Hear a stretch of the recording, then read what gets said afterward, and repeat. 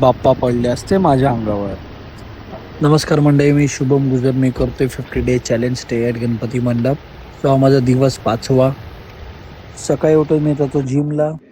आज करतो मी कार्डिओ आणि ॲप्स. घरी जाऊन फ्रेश होऊन मी जातो मग क्लासला. क्लासवरून येतो मग मी शॉपवर करतो 3Dची प्रॅक्टिस.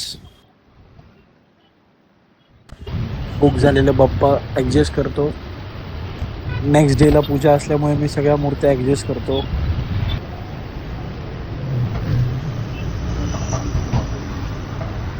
मूर्ती ॲडजस्ट करताना माझ्या हातावर लोड येऊन चमक भरते. असं वाटत होतं फ्रॅक्चर होईल. शॉपवरती येतात मग कस्टमर्स.